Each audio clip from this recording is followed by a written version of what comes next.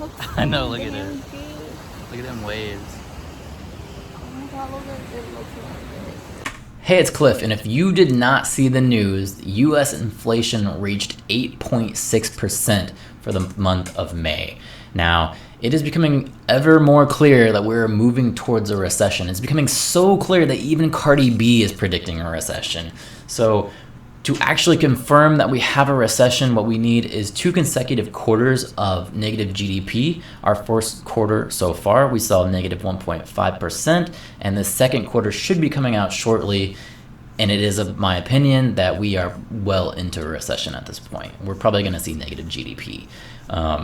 Now, leaders typically at like the Fed, your Janet Yellen, people like that, they're not going to confirm that we're in a recession until we are well into a recession, pretty much at that point until it's too late for you. So I want to kind of put that out there so you have a chance to kind of plan and maybe allocate differently in your portfolio for a recession, because they're not going to tell you, and with good reason, because if they were to come out, let's say like with inflation, if they would have came out and said, yes, panic, inflation is here, typically what they're going to do is they're going to tank the market, and they're going to tank it pretty bad, and their job is to kind of protect the market. So we have to read between the lines and look at the data ourselves to try and see that, yeah, we're probably in a recession and we should probably plan for it. So let me show you how I'm investing month over month going forward now with the recession. Bring up my portfolio here. So here's what I'm doing per month. So my biggest contribution that I make is to my 401k. I think a lot of people think because I do a lot of crypto videos, they think I'm super heavy into crypto, and I do have a good crypto portfolio, but I'm not YOLOing all my money into risky cryptos. That's just not what I do. I do that on the side because it's fun, it's interesting to me. I like cybersecurity. I like, startup companies and how they're innovating, things like that. But no, my biggest holding, 54% of what I invest every month is in my 401k, and that's broken down to 60% in the S&P 500, 20% in the Dow Jones to give me a little bit more aggressive than our S&P, and then I do 20% in international just to kind of have a well-rounded portfolio, right? Moving on from there, I have my IRA, which is 15% of what I invest in every month, and that goes straight into VTSAX, which is another well-rounded place to put your money.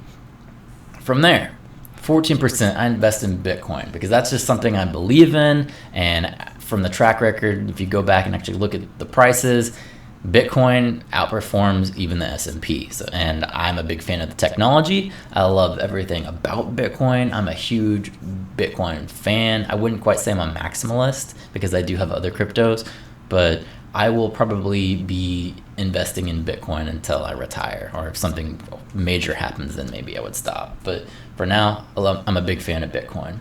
So how I've changed my portfolio, this 17% I now have listed as brokerage.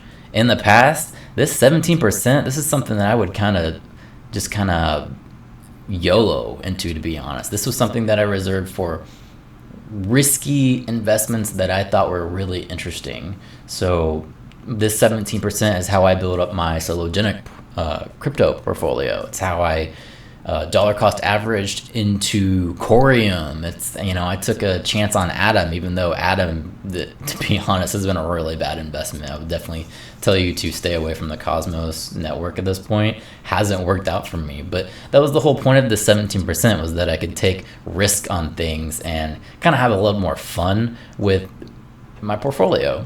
So if I lost the 17%, I was perfectly okay with it. But what I'm doing going forward with the 17% is I'm going to transition this to a brokerage account, and I'm just going to throw it into the BTSAX again.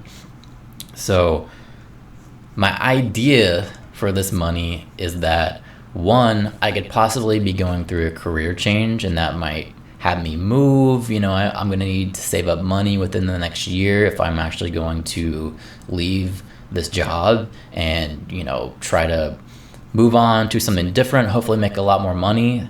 And that, it's going to take money to transition and move and rent a place somewhere else, and everything that goes into that. So I think for this, I'm just kind of trying to stock up on money so I have something to fall back on in case I do decide that, yeah, I'm going to leave my job. I'm going to do something completely different, and I'm going to actually take that chance. I don't know if I'm going to do it or not because, I like my current job now too, and it's relatively safe and I'm pretty comfortable. But it's just something I'm debating with if I actually want to, move on, do something different.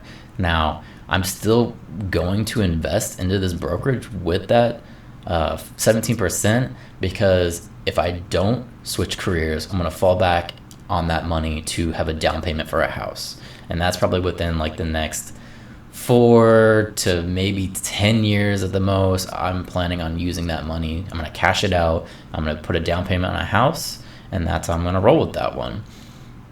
One thing I'm looking at is that I definitely want to have a paid for house because when we look at things like inflation, the only true hedge against inflation that I've actually found so far is owning your own property and having it paid off. And you look year over year, rent's just going to keep increasing. You're going to keep paying more. It's going to get worse and worse. But if you have that paid off property, then you can kind of avoid some of those increases in cost of living, and hopefully you would make the decision to roll that money back into your investments to invest more, to accumulate more wealth. So I just kind of wanted to break down here what my monthly dollar cost averaging is going to look like, and I'd be interested in seeing what you guys are doing as we move towards this recession.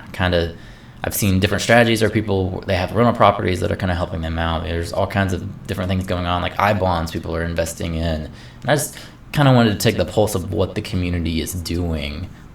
Personally, me, I am very stock heavy, and then I'm also a little bit crypto heavy as well.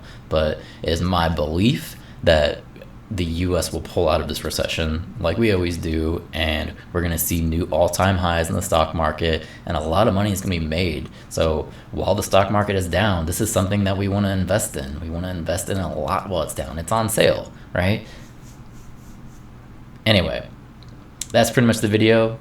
Hope you guys enjoyed this, and leave me a comment down below, and thank you for watching.